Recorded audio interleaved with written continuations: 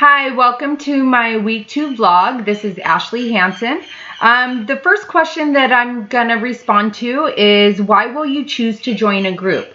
Well, according to Rothwell, the reasons we join groups act as catalysts for group formation. We join groups to satisfy some need. And so for this week, I'm gonna use my membership as a recovering addict within Narcotics Anonymous as the example to make connections with the Rothwell readings and my personal experience. So again, with Rothwell, he gives a list of reasons why people join groups, and those reasons are a need to belong, interpersonal attraction, and I'm going to stop here for a second and kind of touch on this. So in my need of recovery, I knew people who were already within the group of Narcotics Anonymous who had attained freedom from their addiction, and so the attraction to seeing the way that they were living their lives really enhanced my willingness to become a member of that group. So attraction to group activities. Prior to getting clean, I had this idea that I would never have fun in recovery, and so NA actually has dances, conventions, meetings, campouts, all kinds of things. And so I was also, again, attracted to the group activities. Attraction to the group goal. So the ultimate goal of Narcotics Anonymous is to work the 12 steps on an individual basis with your sponsor in order to obtain freedom from active addiction. And I obtained so much more than that in working the 12 steps. So the goal of the group I was attracted to, and as a result of participation in the goal of the group, which was the 12 steps, June 3rd, I will have 10 years clean. And I myself am evidence that participation in a 12-step group can change your life. And through that, I found my connection to my higher power, who is God, and Jesus Christ. And so now I'm here today getting an education. So the second question of that first was, does the reason you or other people join a group make a difference?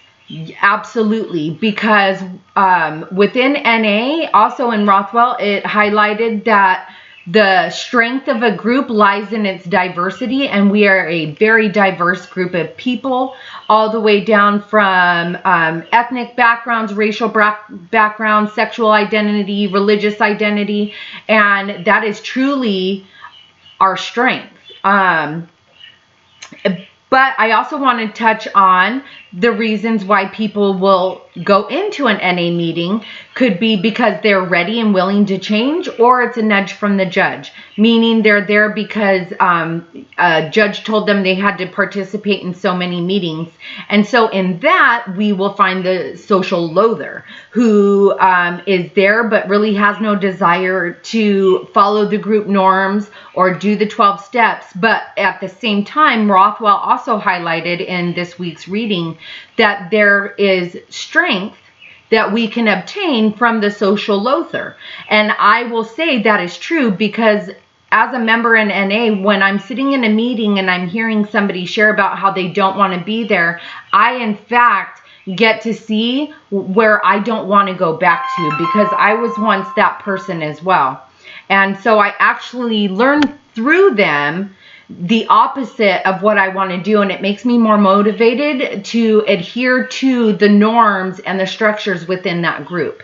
So I'm very glad that Rothwell highlighted that, because I was able to find the strengths in the person who actually doesn't want to be a part of the group. So second question is, where do group norms come from? So according to Rothwell, in groups, rules that establish standards of appropriate behavior are called the group norms. And so for using Narcotics Anonymous as the example, so we follow guidelines and traditions which help keep individual meetings on task and staying true to the norms within the group.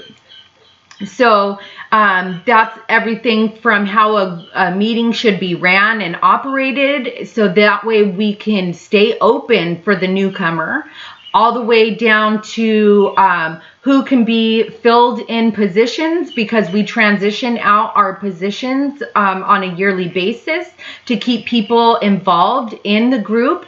And it also prevents single people from becoming an authoritative figure who will dictate the way that the meeting should be ran.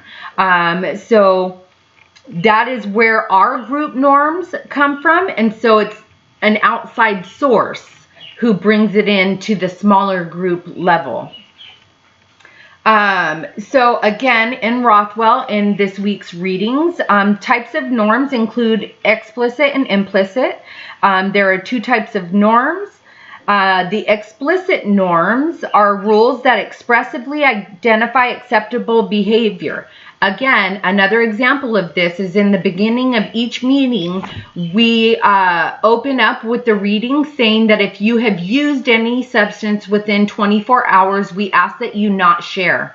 And we do that for the safety of every member within the group. And so that's an example of an explicit norm that we adhere to every single meeting. So thank you for listening to my week 2 vlog, and I look forward to future assignments.